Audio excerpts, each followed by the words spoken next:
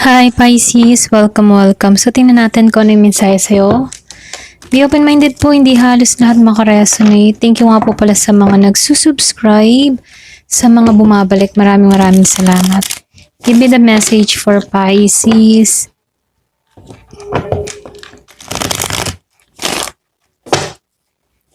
Give me the message for Pisces.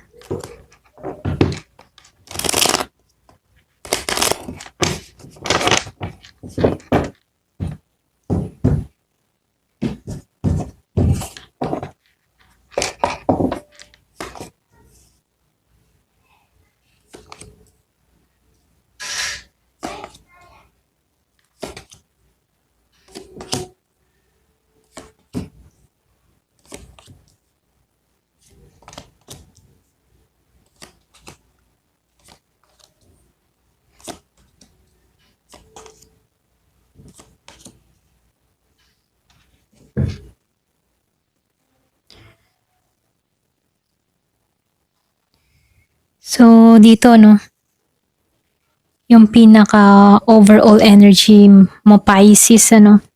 So, nakikitaan ko dito yung Six of Cups, naka-reverse, the Moon reverse, then sinabayan din siya ng the Hermit reverse. So, ito yung malakas na tema ng pagbitaw, okay? So, meron ditong bumitaw. So, nakikitaan ko dito, pagdating sa nakaraan, ano, meron ditong pagbitaw sa nakaraan. Para bang galing ka sa panahon ng kalituhan, illusion, maring may mga bagay o taong pinipilit mong unawain, pero ngayon, ano, nakikita mo na yung totoo, okay? So, dito, dahil lumabas yung the Hermit reverse, ito yung sinyalis na handa ka ng lumabas sa pag-iisa, okay? So, natutunan mo yung leksyon, oras na para muling sumulong, okay? So, ganun yung energy mo dito, no? Pagdating naman sa karera mo, dahil lumabas yung Ace of Pentacles and Two of Wands, then sinabayan din siya ng Three of Wands dito at Two of Wands, ano? So, nakikitaan ko rito, maganda yung cards para sa bagong simula, okay? So, ito yung panahon ng pagpaplano at pagbubuo ng matatag na pundasyon, okay? Pamula dito, no? So, dito, nakikitaan ko rin dito na meron kang inaasam na proyekto or business or pagbabago ng trabaho. May potential na may paglipat ng lugar or may paglipat ng trabaho para sa long-term success, okay? So dito, yung payo sa'yo, no, huwag kang matakot na mangarap ng mas malaki. So, ito'y nakikitaan ko dito, magbubukasan yung pintuan ng oportunidad pagdating sa'yo, okay?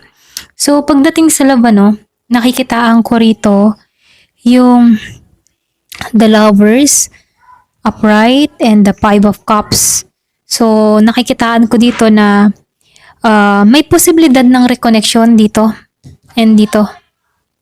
So, nakikitaan ko dito na meron naghihiling or merong gustong hilumin yung relasyon. Kung dati ay malungkot, may nagsisisi, ngayon ay unti-unti nang tinatanggap at pinapatawad, okay? So, maaaring sarili mo, kabilang ang panig, pero dahil may Page of Wands dito, okay? Lumabas to. Ito yung kailangan mo pa rin maging maingat, okay? Dahil naka-reverse siya eh.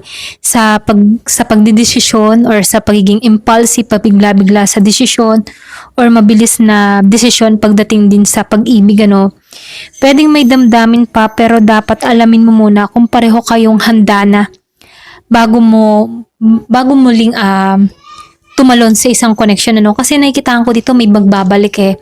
So, wag kang maging pabigla-bigla sa decision mo. Pag-aralan mong maigi, aring taong magbabalik sa'yo, okay? So, yung pinaka-outcome energy or future energy dito, no? Dahil lumabas tong Six of Wands, Seven of Swords, and Two of Pentacles reverse dito, no? Makakamit mo yung tagumpay. So, pero hindi lahat ay matutuwa, ganon, okay? Makakamit mo yung tagumpay, hindi lahat matutuwa, pero magiging totoo ka sa paligid mo, ganon, okay? So, dito sa Seven of Swords, ano, merong mga babala or may mga taong maaring hindi tapat o may lihim na inggit or galit. So, mag-ingat ka sa pakikipag-usap, pagtitiwala. Siguraduhin mong malinaw yung lahat ng intention sa'yo. Okay? So, lumabas dito yung Two of Pentacles dito. So, nangangahulugan to ng, kasi naka-reverse siya eh. So, sinyalis na kailangan mong ayusin yung mga priorities mo sa buhay. Huwag pagsabay-sabayan na yung mga tipo na wag mong pagsabay-sabayin yung mga priority at yung mga bagay-bagay. Piliin mo yung dapat unahin, ganon, okay? So, dito Pisces, ano, nakikitaan ko dito, tapos na yung panahon ng pagkalito. May bagong simula, bagong direksyon, may pagkakataong manalo ka din. So, basta matuto ka sa mga nakaraan, huwag nang bumalik sa mga ilusyon, okay? So, ito yung mensahe sa'yo, Pisces. Thank you for watching. Love and peace.